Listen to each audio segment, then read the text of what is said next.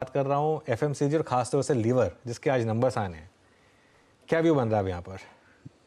नहीं Anuj, I would not be a buyer in Lever now. I think बहुत saturate हो चुका है बिजनेस। आई थिंक अगले 5 साल का भी मैं अगर व्यू ले लूं तो आई डोंट थिंक इतनी विजिबिलिटी है कि double digit top line growth आ जाए। वॉल्यूम ग्रोथ अभी भी आई थिंक 1 से 3% के बीच में चल रही है।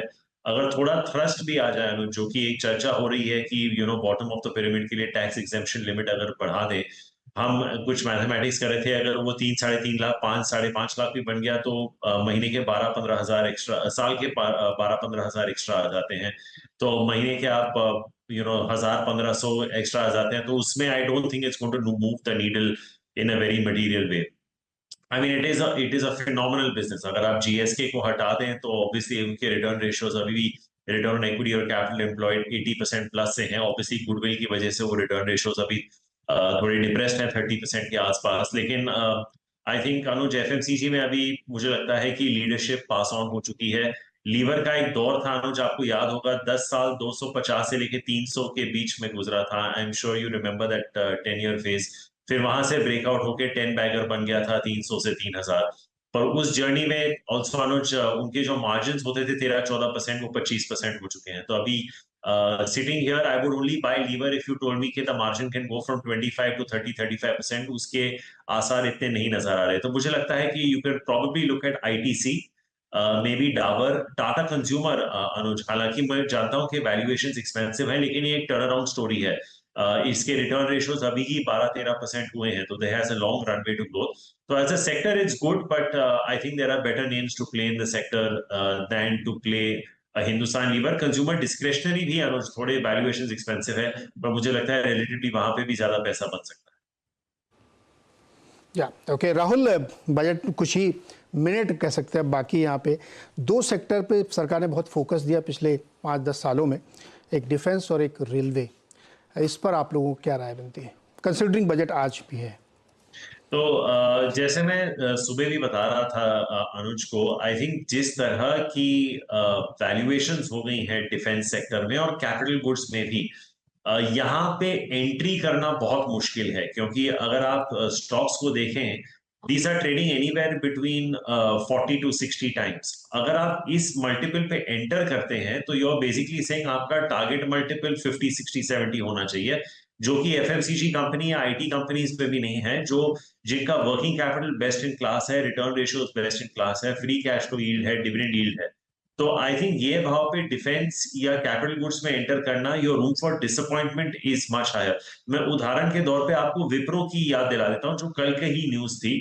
आईटी सेक्टर बहुत अच्छा कर रहा है, better than expected so far in earning season, लेकिन एक खराब रिजल्ट और विप्रो इज डाउन 10%। ये बहुत सारे इंजीनियरिंग और कैपिटल गुड्स और डिफेंस स्टॉक्स में हो सकता है मेरे हिसाब से। तो I think we should wait for a material correction. जैसे अभी अनुज दमानी जी के साथ भी चर्चा कर रहे थे, आई थिंक आपको याद होगा, कुछ स्टॉक्स जो 4 साल पहले लिस्ट हुए थे 150 के भाव में, आज 5000 के भाव में है। तो you can't be catching the stocks now. Railways is a very similar story. I think I would probably play financiers more, maybe more REC, PFC types. और अगर आपको इस पब्लिक सेक्टर एंटरप्राइज थीम में रहना ही है तो आई थिंक अभी भी private sector, public sector banks में ज्यादा जूस है। You could look at SBI, bank of Baroda. तो आई थिंक जो ट्रेडिशनल पब्लिक सेक्टर एंटरप्राइजेस हैं, जैसे अनुज थोड़ी देर पहले चर्चा कर रहे थे, these are good prices to disinvest. But I don't see institutional investors buying it, क्योंकि जैसे मैंने सुबह भी कहा था, जो एचडीएफसी म्यूचुअल फंड का मैन्युफैक्चरिंग और डिफेंस फंड रिसेंटली खुला था और जिसमें 9-9.5 हजार करोड़ रेस हुए थे, उसमें से सिर्फ आधे पैसे डिप्लॉय हुए हैं। तो ये आपको एक मानसिक स्थिति बताता है मार्केट की, जो one of the largest funds in the country is not able to deploy all its funds. So be cautious, be cautious. चलिए अब एक काम करते हैं, आप कुछ ट्रेड्स लेते हैं और टेक पंचायत हमारी तैयार है। पहले मैं एक सवाल शिल्पा जी से लेना चाह रहा था, क्योंकि शिल्पा जी ने काफ़ी इंटरेस्टिंग एक निफ्टी की स्ट्रैटेजी बनाई है हमारे लिए। शिल्पा जी, पहले वो स्ट्रैटेजी, उसके बाद हर्षदा आपको टॉस करूंगा बाकी टेक पिक्स के लिए। शिल्पा जी। जी अनुज जी, यहाँ पे अगर हम लोग देखेंगे तो निफ्टी थोड़ा वॉलेटाइल है और यहाँ पे ऑप्शन चेन आप समझेंगे तो 24,500 पे इंडिविजुअल स्ट्राइक प्राइस पीसीआर भी डिक्लाइन कर रहा है एंड वहाँ पे कॉल राइटर्स काफ़ी अग्रेसिवली पोजीशंस बिल्ड कर रहे हैं। एंड यहाँ पे on the down side till 24,000 भी अगर आप देखेंगे तो पोजीशंस काफ़ी स्ट्रांगली यहाँ पे 24,000 पुट पे बहुत स्ट्रॉन्ग एडिशंस हैं। तो यहाँ पे मुझे लगता है एक 200 से 300 पॉइंट का डाउन साइड आपको निफ्टी में दिख सकता है। तो यहाँ पे एक निफ्टी बेयरपुट स्ट्रैटेजी हम प्ले कर सकते हैं, जहाँ पर 24,400 का पुट आप रफली 200 रुपीज़ में बाई कर दीजिए और आगे 24,200 का पुट आप सेल कर दीजिए 120-125 रुपीज़ में। तो आपका जो मैक्सिमम आउटफ्लो रहेगा वो 75 रुपीज़ का रहेगा एंड मैक्सिमम गेन पोटेंशियल आपको यहाँ पे रफली 125 से 130 रुपीज़ का मिलेगा। तो रिस्क रिवॉर्ड फेवरेबल है and the strategy can play well.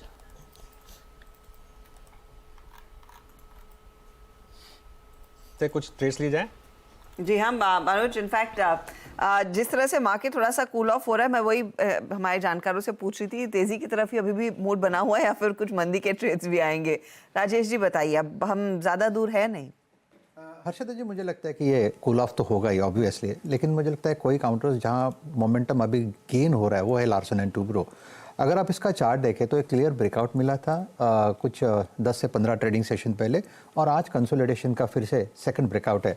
तो LNT ये बाय साइड का ट्रेड होगा, 3800 का टारगेट होगा और स्टॉप लॉस थोड़ा सा डीप रखूंगा 3620 का। ओके, तो LNT ये इनफैक्ट ऑल वेदर काउंटर है, स्पेशली बजट जैसे मौक़ों पर।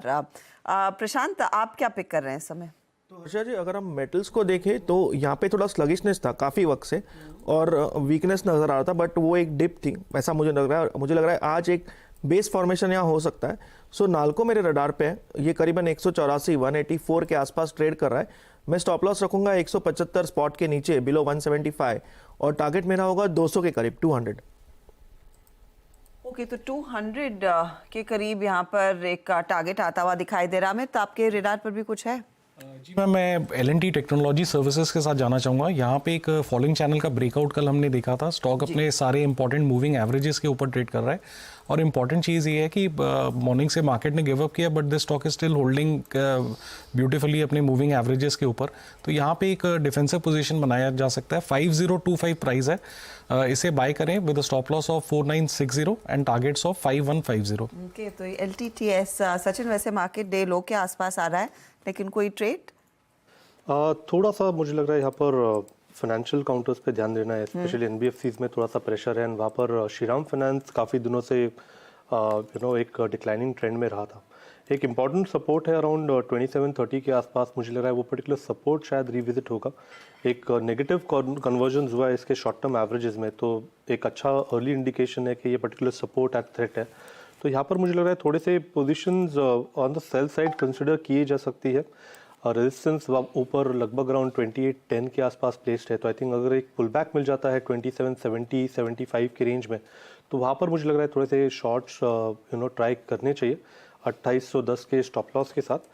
नीचे मुझे लग रहा है इस बेस के बाद जो मेजर सपोर्ट है वो लगभग अराउंड 2630 के आसपास प्लेस्ड है। ओके, तो ये फिलहाल एक कई सारे पुल बैक की उम्मीद पर ट्रेड्स आए हैं, लेकिन अनुज, अब मार्केट अच्छा खासा कूल ऑफ कर चुका है। इनफैक्ट डे लो के आसपास निफ्टी बैंक भी देखते ही देखते करीब 100 पॉइंट। तो ये नेचुरल मूव है प्री बजट हल्का होना? नेचुरल मूव है, प्लस मार्केट के रेडार पर कल का इकोनॉमिक सर्वे है हर्षदा। देखिए कल एक चीज़ जो मार्केट जानता था कि बजट तो भाई 11 बजे के बाद आना है, तो इसके लिए कल शायद उस सर्वे पर पूरा रिएक्ट ना किया हो, लेकिन ये रिस्क है मार्केट के बैक ऑफ द माइंड पे। ये रिस्क है कि कहीं कैपिटल गेंस टैक्स पर कोई छेड़छाड़ ना हो, या जो बात सुनने में आ रही है कि बिजनेस जो F&O ट्रेड्स हैं उन पर क्या थोड़ी सी रिस्ट्रिक्शन वाली मूव्स आ सकती हैं, ये रिस्क है। खैर एनीवे 11 बजे पता चल जाएगा। कोई भी मूव मार्केट में आज जो भी आ रहा हो ना, उसको प्रीकर्सर ना माने, ये चीज़ मैं पहले ही बता रहा हूँ। और जिस डायरेक्शन में मार्केट चल रहा है उस डायरेक्शन में ट्रेड लेने की गलती ना करें, क्योंकि डायरेक्शन मार्केट की बहुत जल्दी जल्दी बदलेंगे। हर 5-5, 10-10 मिनट में मार्केट की डायरेक्शन बदलेगी। इंडिया विक्स भी देखिए आप। चलिए एक और गेस्ट हमारे साथ जुड़े हैं अब। 3P इन्वेस्टमेंट के फाउंडर और एक भारत के बहुत बड़े फंड मैनेजर प्रशांत जैन हमारे साथ जुड़ गए हैं। और प्रशांत जी, गुड मॉर्निंग। और एक चीज़ मैं प्रशांत जी के साथ डिस्कस करूं उससे पहले अपने दर्शकों को एक स्पेशल चीज़ बताना चाहता था, क्योंकि प्रशांत जी से मैंने इंटरव्यू किया था कुछ टाइम पहले। प्रशांत जी के AIF ने पहले साल में ही 58% के रिटर्न्स दिए। 58% returns in first year of AIF। Prashant ji, ये तो आपकी आदत बन गई है वैसे, लेकिन पहले तो आपको मुबारक हो, 58% के रिटर्न जनरेट किया आपने एक साल में। Thank you, Anuj. And sometimes we get lucky. नहीं, आपके साथ तो आप 20 साल से लकी हो रहे हैं। प्रशांत जी, क्या क्या व्यू बन रहा है अब इस समय मार्केट को लेकर, और बजट में थोड़ी नर्वसनेस है कैपिटल गेन्स टैक्स को लेकर, क्या आपके हिसाब से वही एक बस टॉकिंग पॉइंट रह गया बजट के लिए? I think देखिए, ये market is fully valued. I mean सीधी बात तो ये है कि बाजार जो है it has given phenomenal returns, और इसमें अब मल्टीपल्स में बढ़ने की जगह नहीं रही है मेरे हिसाब से। और खास तौर से जो स्मॉल मिड कैप्स हैं उसमें मेरे हिसाब से काफ़ी वैल्यूएशंस ज़्यादा है, and even in the manufacturing companies. So I think we have to, जैसे हम लोग ने अपनी कमेंट्री में लगातार लिख ही रहे हैं पिछले 6 महीने से, कि हमको आने वाले समय में बाजार से रिटर्न की एक्सपेक्टेशंस को काफ़ी मॉडरेट करना पड़ेगा, और हमको इसमें शॉर्ट टर्म नहीं सोच सकते। मेरे को लगता है इस बाजार में हमको 2, 3, 5 वर्ष सोचना चाहिए इस बाजार में।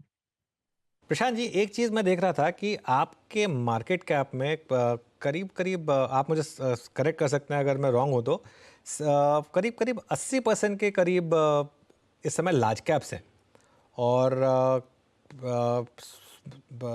ये क्या और पिछले जो दिसंबर 2023 के मुकाबले करीब 5% आपने लार्ज कैप में ज़्यादा एक्सपोजर किया, क्या थोड़ा सा आप अपने आप को अब सेफ्टी की तरफ लेकर जा रहे हैं? क्या मार्केट में थोड़ा सेफ्टी की तरफ रहना चाहिए इस समय?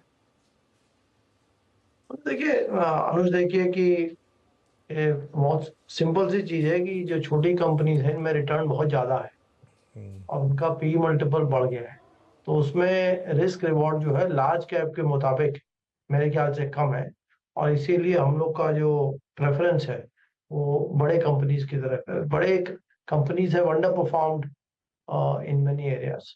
आई थिंक स्मॉल कैप्स में, ये तो मैं 3-6 महीने से मेरा ऐसा ही व्यू है कि इसमें रिस्क रिवॉर्ड फेवरेबल नहीं है। और देखिए, लोग कहते हैं कि डिमांड इतनी ज्यादा है, सप्लाई और पैसा बहुत आ रहा है बाजार में, वो सही है बात, लेकिन सप्लाई भी उतनी ही तेजी से बढ़ी है, तो जो कैपिटल रेजिंग हो रही है वो भी बहुत ज्यादा है। तो इसलिए मुझे नहीं लगता कि हम ये आर्ग्यूमेंट कर सकते हैं कि क्योंकि बाजार में इतना पैसा आ रहा है तो इसलिए बाजार में तेजी से पैसा बनता ही रहेगा।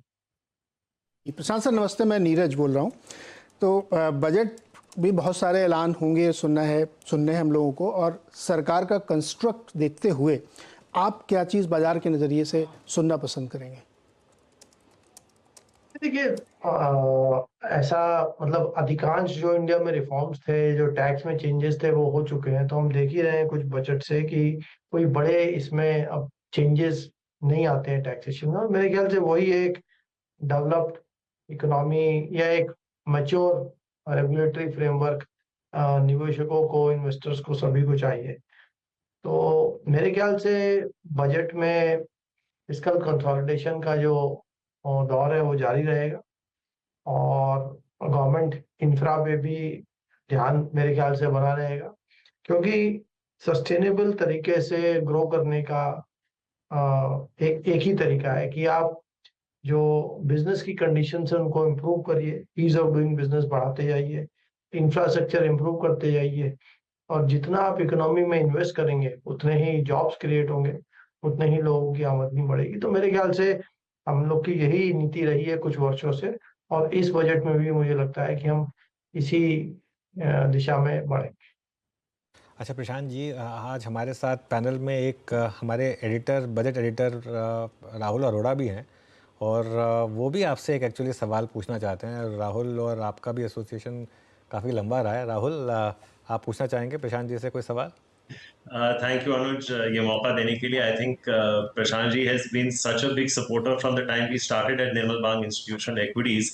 आप बजट की चर्चा कर रहे हैं। आई थिंक अनुज, एक चीज हमें प्रशांत जी से सीखनी चाहिए, और मैं चाहूंगा कि वो अपने आपके दर्शकों को बताएं, because it is worth listening to him on this. क्योंकि आज की डेट में ना अनुज, मोमेंटम बहुत इंपॉर्टेंट हो गया है। लोग मोमेंटम चेस करते हैं, लेकिन धैर्य अभी तक चैलेंज नहीं हुआ है। तो मैं प्रशांत जी से ये पूछना चाहूंगा कि एक बड़ा सा पीरियड था where he had the courage of conviction to be buying value stocks, but he underperformed for a very, very long time. And Prashant ji, you would remember that period where you had made very large investments in infra, PSU banks, and you had underperformed. What gave you the courage of conviction to stay the course and deliver these exceptional returns? Because, you know, I have known you as a business associate for almost 15 years now.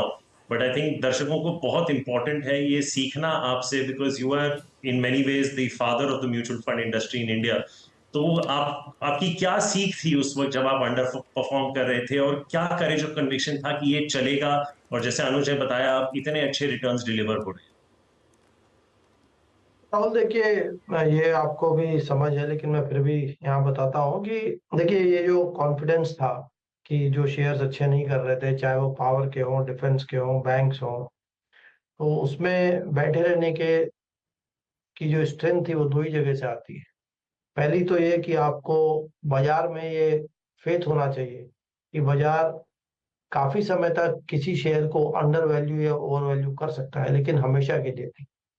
और मैंने ऐसे अपने 35 साल के career में कई बार देखा है कि कोई शेयर महंगा होता है वो और महंगा हो जाता है, और कोई सस्ता होता है वो और सस्ता हो जाता है, लेकिन अंत में भले ही उसमें साल, 2 साल, 3 साल लग जाए, लेकिन अंत में ना इस बाजार में कोई चीज परमानेंटली ओवर वैल्यूड रहती है और ना ही कोई चीज परमानेंटली अंडर वैल्यूड रहती है।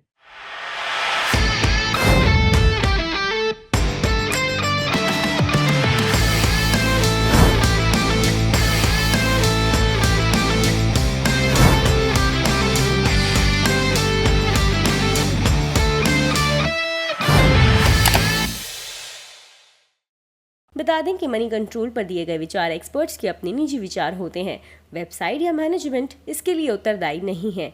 यूजर्स को मनी कंट्रोल की सलाह है कि कोई भी निवेश निर्णय लेने से पहले सर्टिफाइड एक्सपर्ट की सलाह लें।